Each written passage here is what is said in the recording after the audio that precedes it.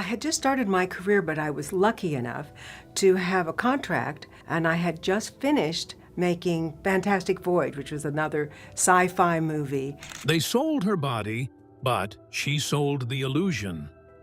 In 1966, a few inches of doe skin turned Raquel Welch into a global sensation. Yet behind Hollywood's fantasy was a single mother who learned to weaponize desire and paid dearly for it. There I was in my famous doe-skin bikini, and, well, I got so sick. There was just a doctor on hand to keep plugging me full of penicillin, which backfired later on when I got back to LA. This is the story of how the woman everyone believed was exposed mastered control over the very system that tried to define her.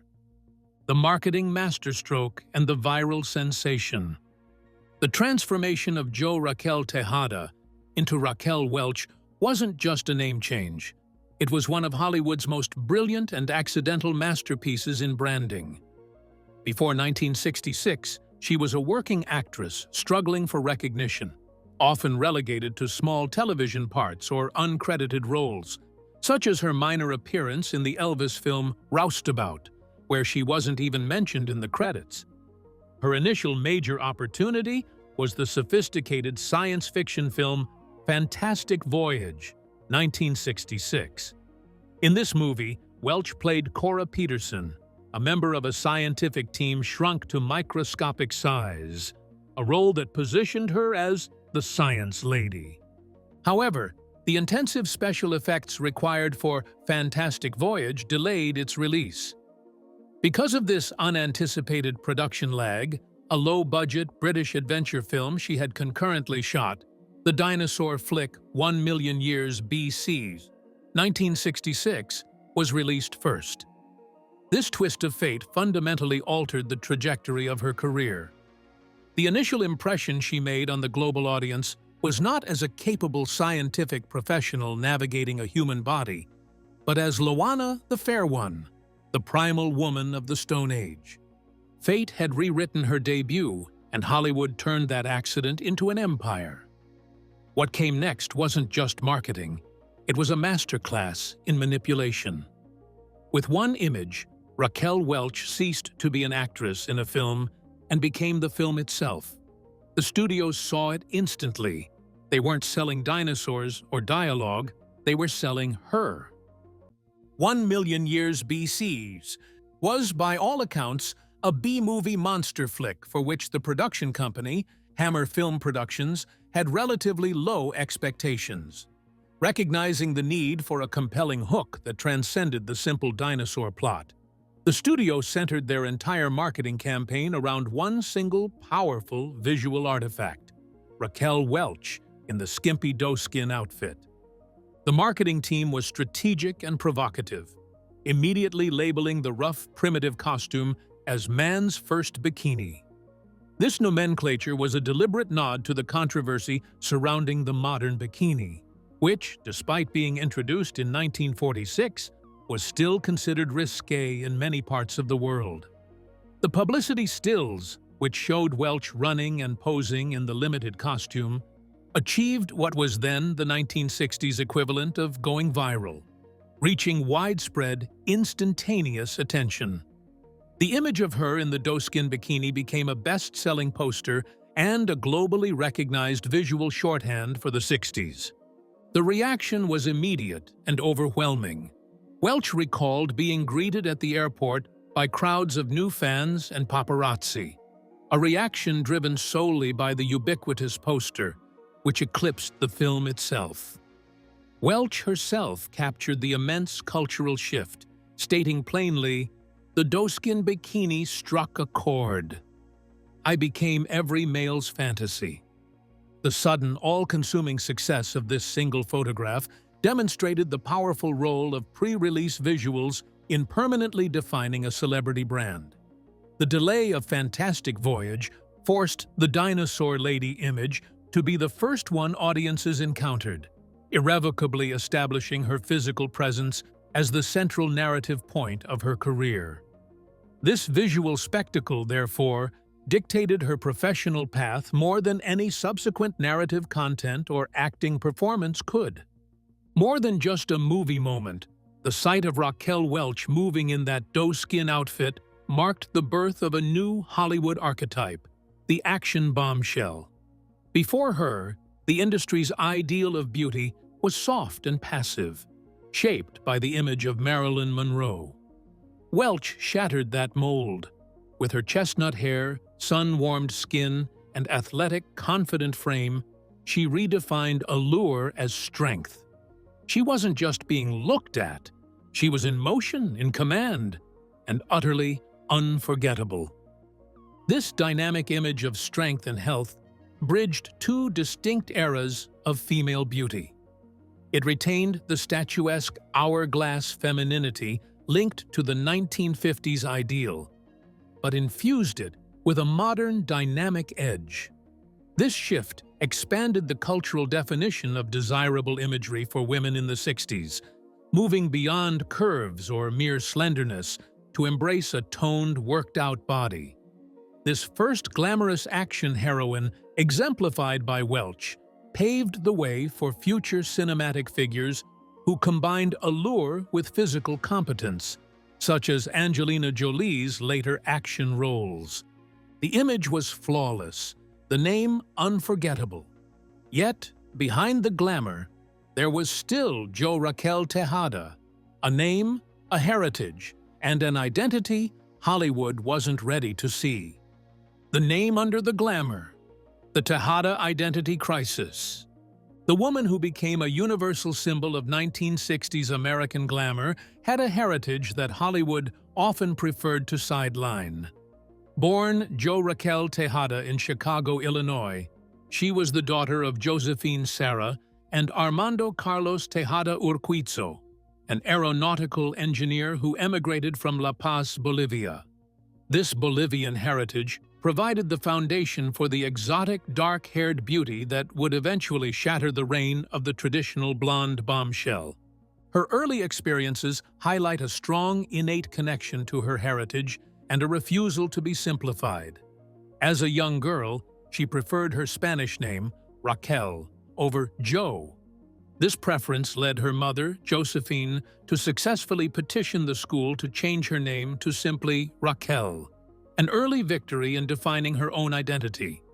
This early commitment to her given name was tested again in Hollywood, where executives attempted to normalize her image by suggesting she change her first name entirely to Debbie. Welch successfully fought to retain Raquel, demonstrating an early and crucial act of personal agency against industry standardization. However, choosing to keep the surname Welch, taken from her first husband, James Welch, whom she married in 1959 and divorced in 1964, was a calculated decision. Retaining this Anglo surname provided a layer of perceived safety and mainstream appeal in a 60s American media landscape that was often uncomfortable promoting non-traditional names. The name Raquel Welch allowed her undeniable Latin sensuality to be presented through an accessible Anglo lens for mass-market acceptance. Welch later reflected, "The essence of who I am is a Latina," even while acknowledging her linguistic isolation, as she did not speak Spanish fluently. She attributed her unique temperament and screen presence to her paternal ancestry, stating she felt more sensual than a lot of the young girls that she went to school with, recognizing that these traits were embedded in her chromosomes. This self-perception confirms that her ability to fulfill the exotic, powerful archetype that Hollywood demanded was intrinsically linked to her Bolivian background.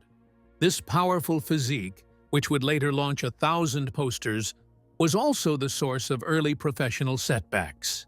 As a teenager, she was a dedicated ballet dancer, pursuing the art form from the age of 7 until she was 17.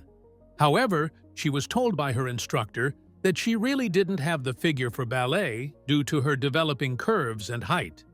This rejection of her natural body type likely informed her later intense commitment to physical mastery and discipline. Prior to her breakthrough, Welch worked multiple jobs to support her 2 children, Damon and Latan as a divorced single mother. Her early career involved roles as a weather forecaster at a San Diego television station, a model for Neiman Marcus, and a cocktail hostess in Dallas. This period of struggle and financial independence established a foundational toughness, proving that the future beauty symbol was far from the privileged ingenue Hollywood often manufactured. Her journey wasn't shaped by luck, but by strategy. Every choice, her name, her image, her silence, was deliberate. Behind the glamour stood a woman who mastered survival in an industry built to control her. Hollywood made Raquel Welch a symbol overnight, plastering her image across posters and screens until the world knew her as an icon, but not the woman behind it. The sudden explosion of fame brought wealth and opportunity, yet it came at a hidden cost: the transformation of a living, breathing actress into a two-dimensional fantasy. The doe-skin bikini became a cage, a visual shorthand that threatened to define her entirely. How does a woman navigate a world that worships her image but ignores her soul? The price of the poster: becoming an object and the convict's cage. The explosion of fame brought by the 1 million years BC poster generated immediate wealth and opportunity. Yet, Raquel Welch was keenly aware of the psychological and artistic cost. The singular image of her in the doe-skin bikini turned her into a fantasy, a two-dimensional ideal that superseded her actual identity. Welch expressed the difficulty of this immediate commodification, admitting, "That was the hardest part, to realize that I was really an object." This sentiment revealed the quiet tragedy of being seen by everyone, yet known by no one. A human reduced to a symbol. Perhaps her most striking and frequently quoted observation about her status was the comparison of her iconic fame to total constraint. Being a symbol was rather like being a convict. This potent metaphor encapsulates the inherent duality of her experience. While she was adored globally, that adulation acted as a cage, constraining her artistic choices and limiting the industry's perception of her talent. The freedom promised by fame was counterbalanced by the constraint of having to eternally embody the fantasy that made her famous. Despite the personal struggle, Welch was not a passive figure. She was a self-aware professional. She managed the narrative by drawing a clear distinction between her private self and the public persona, recognizing symbol status as a mandatory role within her profession. She stated that the whole symbol thing is part of what I do as an actress. It's a kind of character I play. It's part of me, but not the whole me. This calculated separation allowed her to leverage the power of the icon while mentally preserving her complexity. She understood that visibility was power, and she pursued it with deliberate intensity. Publicity, she insisted, was paramount. I don't see anything as important as publicity. For Welch, sustained attention was not vanity, it was leverage. Every interview, every carefully managed appearance, and every strategic photograph was a step toward securing roles that challenged her artistically and diversified her career. She recognized that the initial visual shock was the necessary key to opening career doors, even if the industry often questioned her dramatic capability, reinforcing the notion, if you have physical attractiveness, you don't have to act. Welch's willingness to speak openly about the objectification she endured, once comparing her status to that of a convict, was more than candidness. It was a quiet act of reclaiming her own story. By framing her career as an active negotiation with the forces that sought to define her, she transformed what could have been passive fame into a deliberate struggle for agency. She turned the public's gaze into a conversation about her intelligence, resilience, and self-awareness, imbuing a figure often reduced to a single image with unexpected depth. Her acknowledgement of the pressures and constraints she faced gave her persona a weight that went far beyond the glossy poster, revealing a woman capable of subtle defiance and strategic resistance, and leaving audiences intrigued by the person behind the icon. This devotion to substance over surface became her creed, perfectly captured in the words she once lived by. Interesting is better than beautiful. Coming from a woman the world hailed as the very definition of beauty, it was more than a statement. It was a rebellion. A quiet, deliberate defiance against the easy comfort of admiration. She refused to be a picture on a wall or a silhouette in motion. Instead, she became a force, chasing roles that didn't just showcase her face, but tested her fire. Each performance became a declaration, each character a reminder that behind the elegance was a woman unafraid to sweat, fight, and be seen for more than her reflection. It wasn't vanity that drove her, it was vision. And that vision transformed her from an icon of beauty into a symbol of depth, daring, and undeniable presence. Welch's roles immediately following the 1 million years BC phenomenon reflected this careful balancing act between image and substance. In Fantastic Voyage, she was a scientific expert, a character whose intelligence was central to the story. In the 1967 spy thriller Fathom, she played a daring, resourceful secret agent, fully embracing the action bombshell archetype by performing her own stunts. In both films, Welch's physical allure remained undeniable, yet she actively used that charm as a tool within a broader, more intricate narrative. She demonstrated that the path to resisting objectification was not to reject her beauty, but to insist that it coexist with skill, intelligence, and agency. Through these choices, Welch sent a clear message. Her fame could captivate audiences, but her talent demanded respect, and she would not allow the two-dimensional poster image to define the limits of her career. The unspoken talent, shifting from pin-up to performer. For many years, the industry's perception of Raquel Welch remained tied to the explosive success of the 1 million years BC poster. Her ambition, however, was to dismantle the notion that if you have physical attractiveness, you don't have to act. She understood that her professional trajectory demanded proof of versatility, transforming her image from a silent visual fantasy into an articulate, respected performer. This pivotal shift occurred when she collaborated with director Richard Lester on the adaptation of The Three Musketeers, 1973. In this film, Welch portrayed Constance, the accident-prone, witty, and charming wife of a lecherous elderly landlord and the devoted lover of D'Artagnan. This role provided the perfect vehicle for her creative liberation, demanding genuine comedic performance rather than mere dramatic presence. Constance was a departure from the tough, capable action heroines Welch often played. Instead, the character was defined by one slapstick contretemps after another, involving chaotic scenes such as spilling ink over the French Queen's correspondence or famously getting her foot stuck in a bucket while in bed with her beau. By willingly engaging in physical comedy and self-satire, Welch demonstrated that she did not take her own glamorous public image too seriously, effectively disarming critics who had previously dismissed her talent. Her performance was a critical triumph, widely hailed for its comedic timing and unique glamour.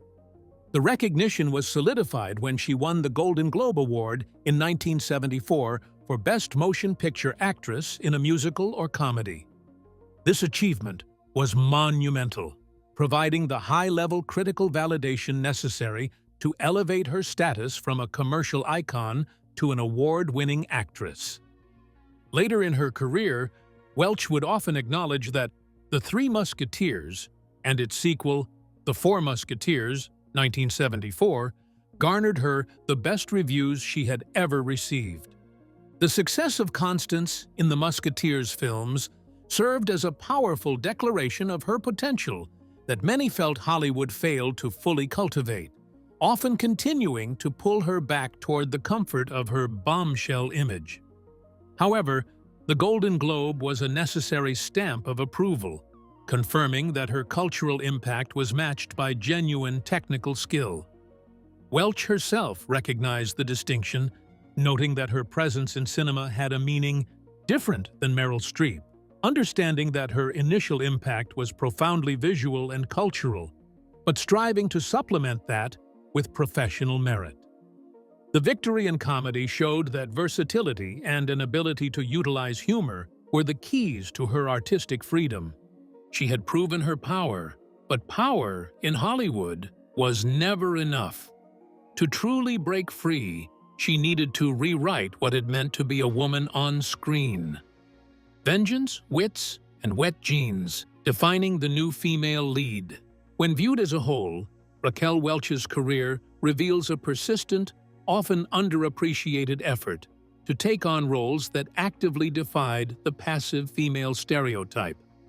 Her filmography spans a remarkable variety of genres, from adventure and science fiction to espionage and comedy, suggesting a deliberate strategy to build a versatility portfolio capable of countering the one-dimensional public image that the 1 million years BC poster had imposed.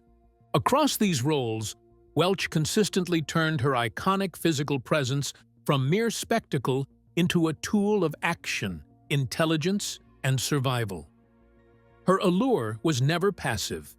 It became functional, integrated into narratives that demanded skill, courage, and wit. In doing so, she embraced and expanded the action bombshell archetype first established by her poster fame, proving that a woman could be both visually mesmerizing and professionally formidable. Welch's career, in retrospect, reads as a masterclass in using the expectations of an image to carve out space for autonomy, complexity, and lasting impact. The 1971 film Hannie Calder marked a profound pivot towards serious, dramatic leading roles. Welch portrayed a woman left widowed and assaulted, determined to seek vengeance in the rugged landscape of the Wild West. This character was groundbreaking for women in the Western genre. It was a role that allowed Welch to explore genuine complexity, blending toughness, resilience, and a touching vulnerability. By taking on the role of an unequivocal lead in a traditionally male-dominated genre like the Western, Welch demonstrated her capacity to carry a film based on dramatic substance. In Hannie Calder, her physical presence was essential not for static beauty, but as a tool for survival and dramatic intensity. This emphasis on using her body for action was also evident in earlier roles, such as Fathom, 1967, where she was the athletic, witty spy, and Kansas City Bomber, 1972, where she tackled the demands of playing a roller derby star. Through these performances, Welch actively sought out strong, independent characters who challenged the passive female roles of the past. The repeated casting of Raquel Welch in physically capable roles sent a clear and powerful message. Her body was not simply an object of desire, it was functional, resilient, and ready for action. She was shown outdoors, in motion, and prepared for conflict, transforming the sexualized image of the poster into a tool of empowerment. This subversive reclamation of her own image resonated strongly with the shifting cultural currents of the 60s and 70s as second-wave feminism challenged traditional notions of beauty and demanded that women be celebrated for strength and capability as well as appearance. What began as commercial appeal, sparked by the iconic bikini poster, was skillfully leveraged into a series of genre-defining roles, particularly in action and revenge narratives that would later become Hollywood staples. Welch proved that films centered on strong, physically empowered female leads could succeed at the box office, effectively paving the way for the next generation of female action heroes. In doing so, she transformed the very industry that once sought to confine her image into a space where female strength and allure could coexist, commercially and culturally. The unseen revolution, self-control, and the feminist debate. While the public saw Raquel Welch primarily through the lens of visual sensuality, she actively used her platform to engage with complex social and intellectual debates. The ultimate demonstration of this came in 1969, when she participated in a critical television interview hosted by David Frost, where she debated author and politician Claire Booth Luce regarding the state of women's freedom and the sexual revolution. Luce argued that two major revolutions, the Industrial Revolution, which moved domestic work out of the home, and the Sexual Revolution, facilitated by the advent of the pill, had granted women unprecedented liberation. Welch, however, offered a surprising and highly nuanced counterpoint, suggesting that women might actually be less free as a result of the sexual revolution's advancements. Welch's argument centered on the concept of internal discipline.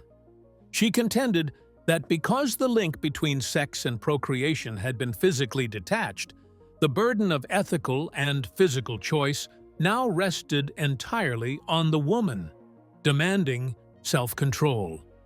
She articulated the immense pressure women felt to equate sexual expression with true freedom. You can't look to sex to be the answer, the escape from everything.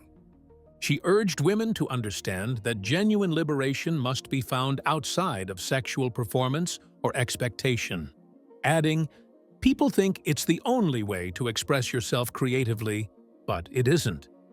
This highly personal and disciplined perspective stood in stark contrast to the easy caricature of the free-loving 60s pinup. This philosophical viewpoint directly connects to her earlier experiences of objectification. Her public image represented total physical freedom and external demand, while her philosophy demanded internal discipline and choice. She was arguing that true liberation stems not from external permission, the sexual revolution, but from internal mastery, a concept she applied equally to her body, her career choices, and her political views. Raquel Welch's physical presence became, perhaps unintentionally, a visual ally to emerging feminist ideals of the strong female body. Her athletic, sculpted figure defied Hollywood's narrow standards of beauty, advocating for a conception of femininity that celebrated strength, capability, and resilience. In her performances and public image, she proved that beauty could coexist with intelligence, physical competence, and thoughtful engagement, a challenge to an industry that often demanded women be reduced to mere decorative spectacle. Beyond her visual impact, Welch actively participated in serious cultural conversations about agency and control, doing so years before landmark decisions like Roe v. Wade. Wade would redefine women's autonomy. By speaking publicly about the pressures and limitations she faced, she moved beyond being a silent object of desire and into the realm of an engaged, disciplined participant in social debates. Welch leveraged her immense visibility not only to entertain, but to assert herself as a thoughtful contributor to the era's most pressing discussions, demonstrating that the fantasy projected onto her poster was always more complex than it appeared. The yoga mogul, the ultimate reclamation of the object. In the mid-'80s, Raquel Welch executed a decisive pivot that cemented her control over her physical image and intellectual property. She became a wellness mogul. This strategic shift involved moving her focus from continuous film acting to lifestyle guidance and entrepreneurship, effectively transforming the very body that had objectified her into an instrument of self-directed financial success. In 1984, she published Raquel, The Raquel Welch Total Beauty and Fitness Program. The program was revolutionary for its time, distinguishing itself by focusing not on the prevailing high-impact aerobics craze of the era, but on the principles of Hatha Yoga. Her regimen emphasized flexibility, breathwork, mindful movement, and holistic wellness, a subtle but profound rejection of the hyper-aggressive, externally motivated fitness culture. Her philosophical guide for the program centered on discipline and maintenance, reflecting her professional work ethic. Just as you maintain your home, your car, your garden, you should look after your greatest gift, your body. This framed her iconic physique not as a lucky accident of genetics, but as the calculated result of relentless, professional maintenance and self-control. The decision to commercialize her fitness routine was the ultimate act of reclaiming the body that was initially forced into the spotlight by the primitive man's first bikini. Welch successfully monetized the process of maintaining the icon, transforming the source of her objectification into an instrument of her financial and personal control. By publishing the book and accompanying fitness videos, she assumed the authoritative role of the expert, providing instructions on the mental method, breathing techniques, and disciplined postures required to achieve the longevity and physical form for which she was famous. This move confirmed her earlier philosophical stance. The focus on yoga's mental discipline, breath, and method reinforced her argument from the 1969 feminist debate that true freedom required self-control and internal mastery. She established herself as a genuine authority on physical mastery and longevity. Her entrepreneurship extended beyond fitness. Welch launched a highly successful business venture in her line of wigs, capitalizing on her status as a global glamour icon and ensuring continued revenue streams long after her peak film career. This diversified approach solidified her place not just as a star, but as a business entity, inspiring women to pursue dreams and defy societal expectations of passive femininity. Furthermore, her subsequent memoir, Raquel, Beyond the Cleavage, served as a final step in cementing her control over her own narrative.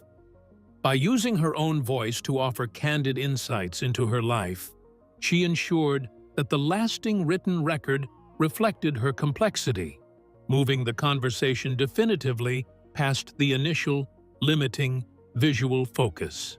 Legacy Untamed: The Myth, the Woman, and the Enduring Icon. The impact of Raquel Welch's sudden ascension in the mid-1960s was immediate and culturally profound. Film historians credit her emergence with fundamentally challenging and ultimately helping to end Hollywood's vigorous promotion of the blonde bombshell.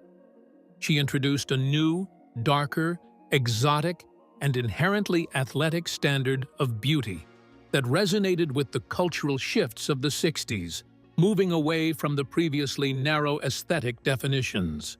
Welch was a cultural barometer, sensing the shifts of her time, sometimes reflecting them, sometimes leading the change herself. Her image successfully evolved from a primal fantasy, 1966, to a capable, action-oriented pioneer to a disciplined wellness guru. This continuous professional redefinition ensured that her image remained aspirational and modern, rather than stagnant like many of her contemporaries. Raquel Welch's legacy rests on a striking and enduring contradiction. The primal, almost wordless fantasy of 1 million years BC exists alongside the witty, articulate Golden Globe-winning performance in The Three Musketeers. This duality reveals that Welch was never merely a passive recipient of fame or a static image to be consumed. Instead, she was an actress consciously inhabiting the ultimate role, that of the sex symbol, but on her own terms, shaping, negotiating, and expanding it, proving that the woman behind the poster could command both admiration and respect. Her career was a careful balance of calculated exposure and guarded substance. The icon who achieved fame based on a minimal costume and only 3 lines of dialogue spent the rest of her life actively articulating her philosophy in interviews, debates, and books. She became a symbol that beauty could coexist with intelligence, entrepreneurial spirit, and strength, defying the industry's initial reductive impulses. The woman who supposedly left nothing to the imagination was, in fact, an absolute master of strategic disclosure. The initial gasp that Raquel Welch provoked in 1966 was driven by what was revealed, the sheer physicality of the image. But the enduring power of her story is rooted in what she kept hidden: the intelligence, the disciplined work ethic, the Bolivian heritage, and the calculated control she exerted over every single step of her long and impactful career. The initial reaction was for the visual. The lasting admiration is for the victor who redefined celebrity on her own formidable terms. Raquel Welch's career stands as a striking example of how sudden, accidental objectification can be transformed into deliberate, sustained, professional control. Her fame, catalyzed by the iconic 1 million years BC poster, a marketing success born of a scheduling accident, demonstrated the extraordinary power of a single visual image to define an entire career. This moment introduced the action bombshell archetype and set the stage for Welch to navigate Hollywood on her own terms, turning what might have been a limiting label into a platform for strategic self-determination. Welch did not allow the dehumanizing aspects of being cast as a sex symbol, what she famously described as the convict's cage, to define her.